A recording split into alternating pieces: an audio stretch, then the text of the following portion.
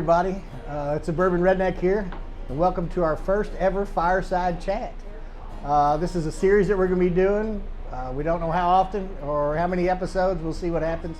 But it's a series where we talk about anything bourbon, anything really. Oh, no religion, sorry. And they're telling me no politics and sports. So you can talk about anything but religion, politics, the Great Pumpkin, sports, anything other than that, we're going to cover it here on the Fireside Chat. So people always ask me, they say, Redneck, how did you become the Bourbon Redneck? And it's a funny story. I found myself one spring break down at the Redneck Riviera, which we call the coast of Florida. I found myself at the Ritz-Carlton, blue jeans, no shoes, no shirt, drinking a great bourbon out of a plastic Ritz-Carlton cup. So I thought, what in the world is a redneck doing down here on the Redneck Riviera at the Ritz-Carlton? So you just don't become the Bourbon Redneck overnight. I mean, let's break it down. The redneck part is, it's just me. A little rough around the edges, not so refined, but refined enough. The bourbon part's a whole different story. That started years and years ago when I was a young kid. A lot of my family kind of grew up around the bourbon industry here in Louisville. A couple of my great aunts and uncles actually worked at the National Distillery plant down on Lexington and Payne Street. And I grew up on Payne Street, so I get it honestly. Anyhow, growing up around bourbon, that's what was at all the parties, all the derby parties, everything. So I knew a little bit about it, but once I got old enough, I drank it in college. You know, everybody drank Makers and Coke or, you know, whatever you could steal out of your parents' cabinet. And then I really started getting interested into it once I got into the restaurant business. I thought, wow, what a great product that's under-marketed.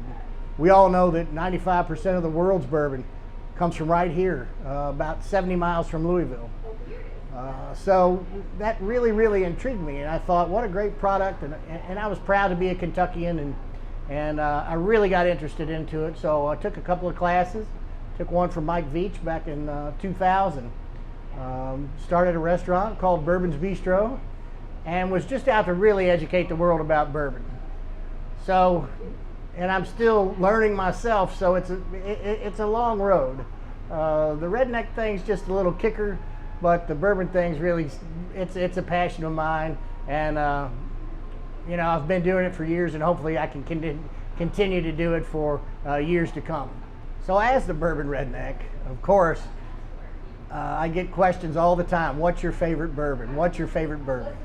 Well, that's like asking me which one of my kids I love the best. You know, there's about 10 that I really enjoy. It depends what I'm doing. We do a lot of single barrels here at the restaurant. And so if we have any in the building, I'm usually drinking one of my single barrels. It's really cool to be able to go to a distillery and kind of pick the best of the best of what they've got there. So there's about 10 that I really love, and we can get into that later in some of the shows. But if I'm around a single barrel, you know that I'm going to be drinking one of my single barrels usually. So moving forward with our Fireside Chats, you never know what we're going to get into. We may have some celebrity guests. We may have some not celebrity guests. But we're looking forward to your questions. We want you to engage with us, to follow us. Drop us a line. Ask anything except what we talked about earlier. Any of those questions we'd be glad to answer. You can follow me, Bourbon Redneck, on Instagram. But other than that, we're going to hopefully see you soon and have a bunch of fun shows on our way. It's all about the story. Just remember that. It's all about the story. Cheers.